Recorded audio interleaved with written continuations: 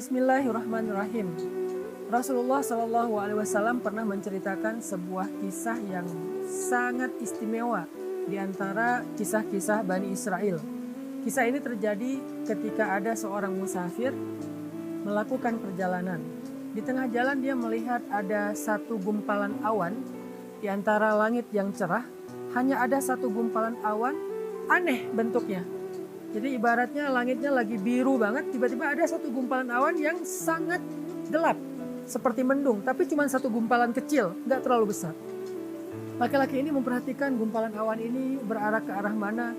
Tiba-tiba terdengar dari langit suara yang luar biasa menggelegar.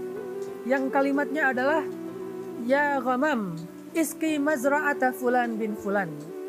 Wahai awan, turunkan air hujanmu ke kebun atau ke ladangnya Fulan bin Fulan. Disebutkan nama pemilik ladang tersebut. Kemudian laki-laki ini merasa heran. Suara siapakah itu? Dan siapa laki-laki yang disebutkan di dalam suara tersebut?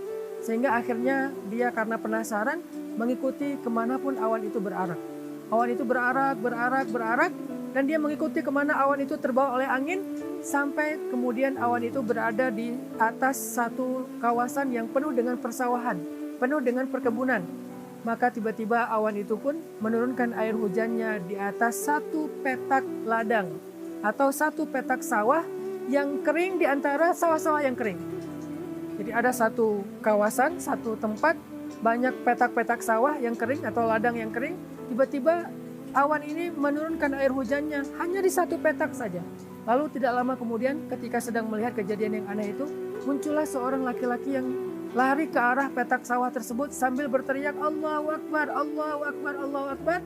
Ketika dia sampai di situ, laki-laki ini kemudian menghampirinya dan bertanya, Ya Fulan, sawah siapa ini?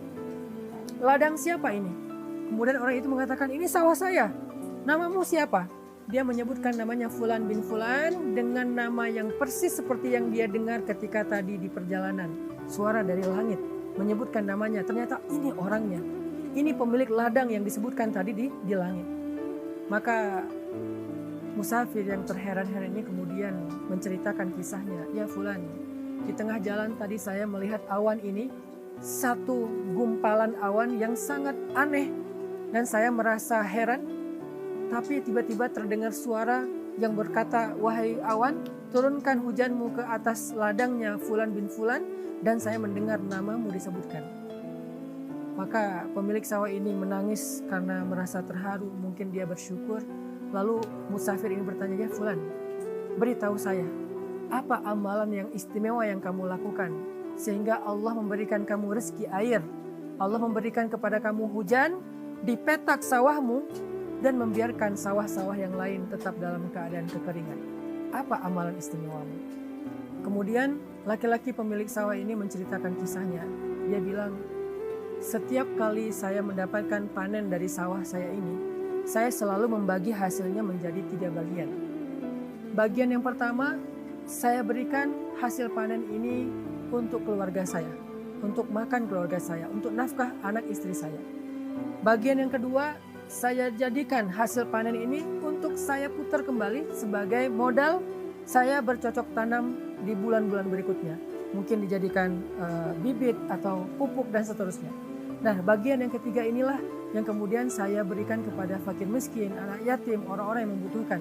Sehingga tidaklah saya mendapatkan panen dari sawah saya, kecuali hasilnya saya membagi 3.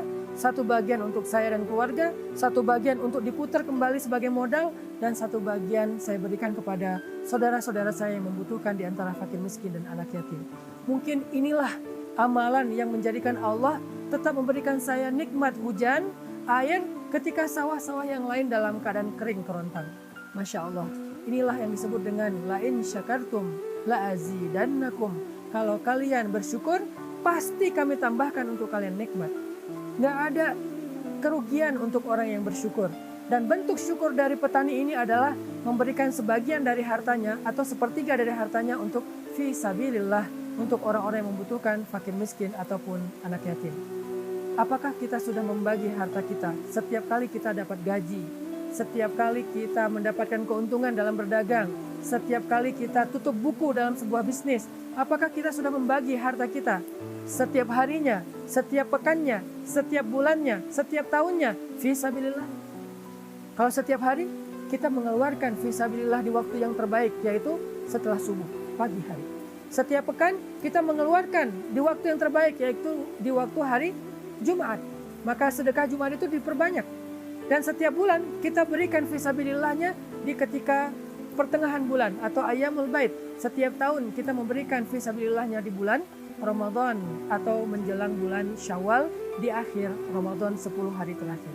Inilah pembagian-pembagian yang paling istimewa, sehingga dengan kita rutin melakukan kebaikan ini, dengan bentuk syukur kita kepada Allah, Allah pasti akan memperlakukan kita seperti Allah memperlakukan sahibul mazra'ah, laki-laki pemilik sawah tadi, yang tidak pernah Allah kecewakan walaupun di musim kemarau ketika yang lain dalam keadaan kekeringan.